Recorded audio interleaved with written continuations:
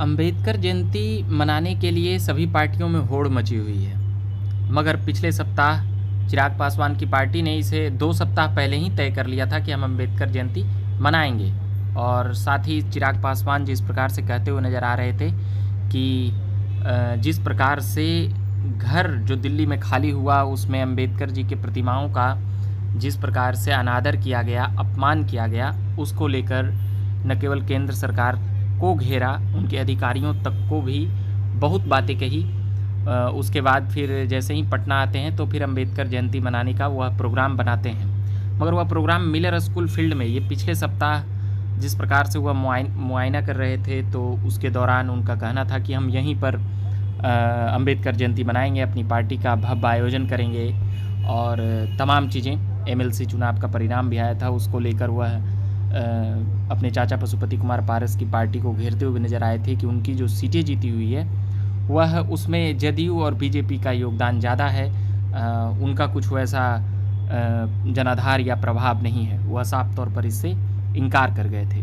मगर साथ ही वहीं पर अंबेडकर जयंती को लेकर जो बातें की थी कि हमने यही मनाने का फैसला लिया है, मगर जिस प्रकार से सरकार द्वारा कह सकते हैं कि बिहार सरकार के द्वारा ये मांग की गई कि हमें मिलर स्कूल का फील्ड दिया जाए अंबेडकर जयंती मनाने के लिए, तो उन्हें यह नहीं मिलते हुए नज़र आया। जैसा कि आज इस बात को बापू सभागार में कहते हुए नज़र आए चिराग पासवान की हम अब यहीं मनाएंगे, यहीं का इजाज़त है, वहाँ का इजाज़त नहीं है। और भी सभी पार्टियाँ और सभी नेता इसे अपने अपने ढंग और तरीक़ों से मनाने के लिए बातें को कह रहे हैं। उसके साथ ही जिस प्रकार से राष्ट्रीय लोक जनशक्ति पार्टी और लोक जनशक्ति पार्टी में, लोक जनशक्ति पार्टी रामविलास में जिस प्रकार से एक होड़ सी मची हुई है, यानी कि चाचा पशुपति कुमार पारस में और चिराग पासवान में अंबेडकर जयंती को मनाने को लेकर एक कह सकते हैं कि दोनों ही पार्टियां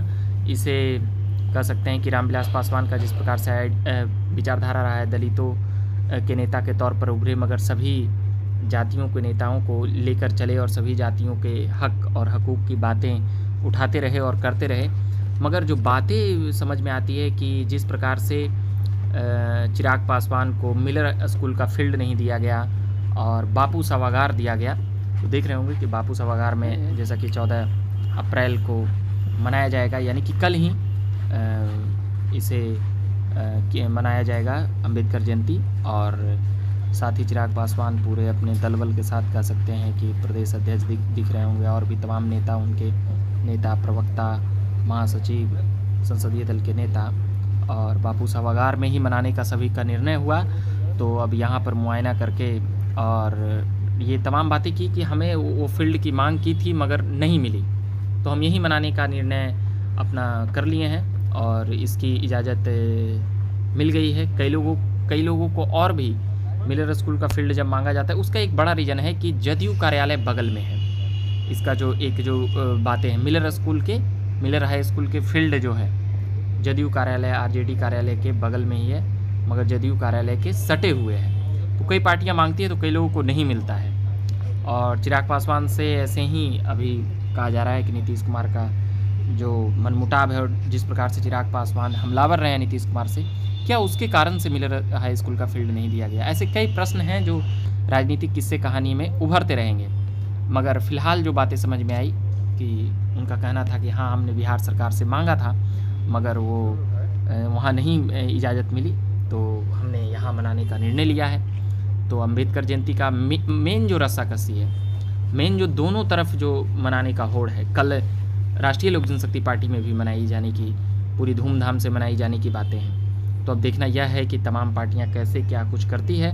हम वो तमाम खबरें लाते रहेंगे और बिहार से जुड़ी हुई हर सियासत की खबरें भी हम लाते रहेंगे। अभी के लिए फ़िलहाल हम इतना ही कहेंगे कि आप झकास भारत देख रहे होंगे तो इसे सब्सक्राइब कीजिएगा ताकि आप तक खबरें जाते रहे। फेसबुक देख रहे हो तो लाइक कीजिएगा। आप देख रहे हैं झकास भारत और मेरा नाम हुआ रविकांत। धन्यवाद।